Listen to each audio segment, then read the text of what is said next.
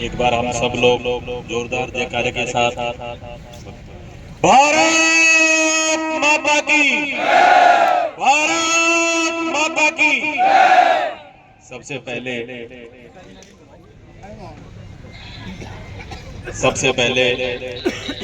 तो मैं अभी मेरे से पहले परम आदरणीय सम्मान्य भाई जगदीश जी मीना साहब, हमारे बड़े भाई और हम सबको सदैव समय समय पर मार्गदर्शन देने वाले भाई रामराज जी यादव साहब, मेरे छोटे भाई भीम जी, भाई जीतू को तो जानते हो ना, खड़े हुए ना आप, सबके लिए नया संघर्ष, और भाई तारा जी और हमारे कोटपुतली के ब्लॉक अध्यक्ष, और हम सबको समय समय पर आशीर्वाद देने के लिए आने वाले भाई प्रकाश जी चेयरमैन साहब, भाई नवल जी, और मैं नाम लूंगा हमारे जिला पार्षद मंजू जी। किसी भाई का सरपंच जी ने अपनी बातें बता दी, मैं ये आप जितने भी हम सब लोग आए, कोई आपका भाई है, कोई बेटा है, हम सब लोग किसी पार्टी विशेष से नहीं आए। आज हम हमारे परिवार के लोगों ने हमें बुलाया। हम जब हमारा परिवार संकट में है तो हम सब लोग आपसे मिलेंगे।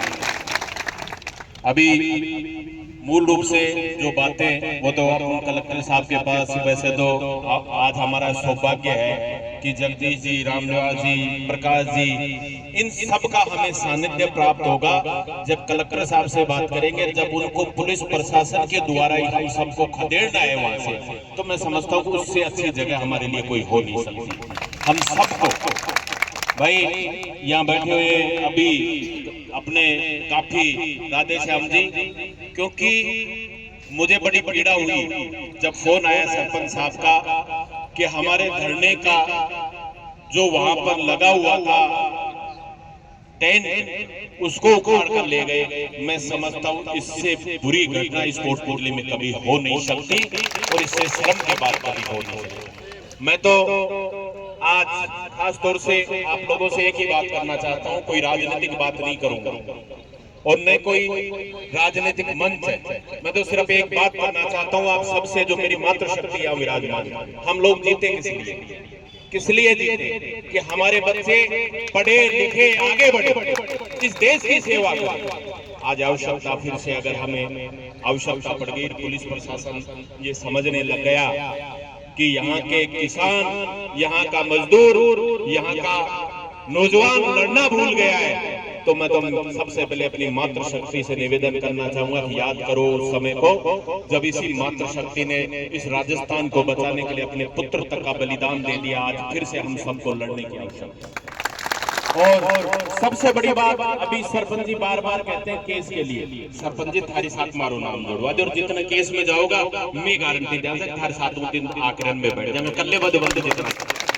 आप चिंता मत करो, ये लोग अगर मुकदमे लगाकर डराना चाहते हैं तो हम सब लोग कोटपुतली के जितने भी लोग हैं, हम सब लोग आपके साथ हैं, जितने लोग आए हुए हैं, आप चिंता मत करो। अगर इनको बंदी करने की आवश्यकता है, भाई भीम ने बताया, मैं गारंटी देता हूँ गोपालपुरा जेल में जगह नहीं बचेगी और इन थानों में जगह नहीं बचेगी अगर ये इस प्रकार से जनप्रतिनिधि के साथ जो जिस प्रकार की वारदात करें। और जो अभी हम एसपी साहब ही आएंगे तो अपनी बात तो भाई हमारे जो बड़े नेता वो रखेंगे, लेकिन मैं तो एक बात कहना चाहता हूँ, अब की बार अगर प्रशासन, मैंने देखा वो वीडियो कि किस प्रकार से पुलिस ने हमारी महिलाओं, हमारी मातृशक्ति के साथ लठ और लाठियां देने का काम किया, मैं तो इससे ज्यादा शर्म की बात कहना चाहता हूँ मेरे बुजुर्गों से, नौजवान साथियों से, फिर किस लिए जीना है तुम्हें?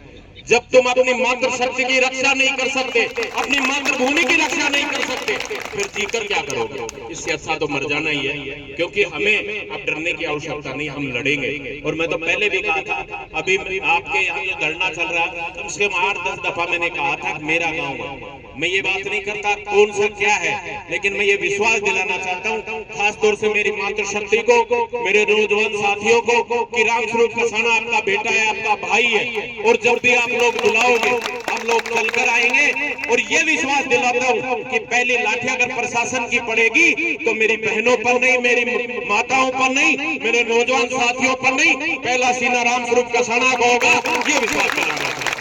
लेकिन मुझे पिछले 10 दिन से कहा कि आज नहीं, कल नहीं, कल नहीं। सरपंच साहब, हमें सबसे पहले तो एक बात सोचने की आवश्यकता है, कम लोग क्यों आते हैं आजकल? क्योंकि हम जितने भी जो बड़े लोग हैं वो इन बड़ी बड़ी फैक्ट्रियों के आगे झुक जाते हैं, कहीं ना कहीं अपना जमीर बेच देते हैं। और जब जमीर बिकता है तो लोग फिर ये कहते हैं कि उस दिन वहां धरना दिया गया और लोग ऐसे ऐसे। तो इस वजह से लोगों को, हमें आज अपनी कौम को जगाने की आवश्यकता है, अपने भाइयों को जगाने की आवश्यकता है। हम आप लोगों के लिए लड़ाई लड़ेंगे और तब तक लड़ेंगे जब तक आपको न्याय नहीं मिले।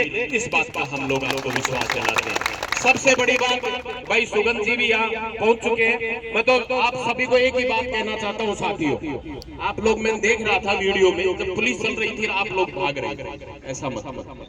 किसान कौम के लोग हो, आपके जब देश आजादी के लिए भी आप लोगों ने जो बलिदान दिया, और आज हम अपने परिवार को बचाने के लिए अगर पुलिस से भाग रहे हैं, इससे बड़ी शर्म की बात हमारे लिए क्यों हो नहीं सकती। हमें लड़ना होगा और ताकत के साथ लड़ना होगा। हम क्यों लड़ रहे हैं? हम चोरी करें तो नहीं लड़े, हम डकैती करें तो नहीं लड़े, हम और कुछ करें तो नहीं लड़े। लेकिन अगर दुश्मन हमारे घर में घुस रहा है और दुश्मन घर में घुसकर ललकारता है और इस खाकी वर्दी की धौंस में ललकारता है, तो ऐसे दुश्मन को बख्शने की आवश्यकता नहीं है। हम लड़ाई लड़ेंगे और ऐसी लड़ाई लड़ेंगे कि आने वाले समय में, चाहे वो मोदी हो, चाहे अमित शाह हो, चाहे कोई भी सरकार हो, कैसी भी तानाशाह सरकार हो, उसको उखाड़ फेंकने का काम करेंगे।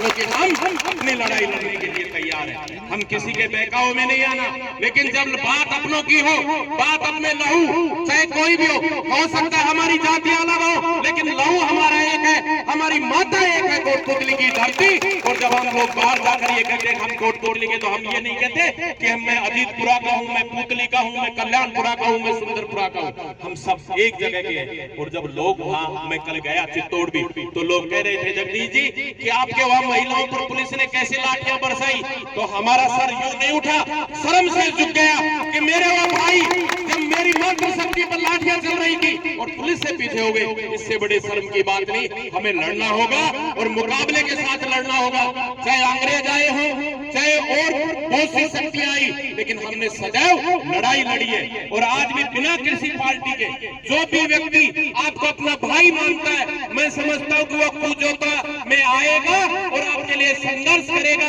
अगर उस अपनी पार्टी को बड़ी मानता है तो ऐसे व्यक्ति को आप भी कभी गांव में मत घुसने देना, इस बात का ध्यान रखना। क्योंकि आज हम किसी पार्टी विशेष के नहीं है। आज आवश्यकता है एक भाई को दूसरे भाई से बुलाने की, आज आवश्यकता है, हमारी बहनों ने हमें आवाज दी है, और अगर इस आवाज पर हम लोग नहीं आ सकते तो फिर क्यों इस राखी के धागे को लज्जित करते हैं। हम सब लोग मिलकर लड़ाई लड़ेंगे और आप सबके साथ कंधे से कंधा मिलाकर ये लड़ाई लड़ेंगे। आप सबने जो प्यार और सम्मान दिया, मैं तो आज अभी एक बात और कहना चाहूंगा कि अभी जो मार्गदर्शन होगा भाई राधेश्याम जी बताएंगे। हमें सबसे पहले अनुशासन के साथ कलेक्टर ऑफिस में चलना है। कैसे चलना है? हम सब लोग आपके साथ रहेंगे।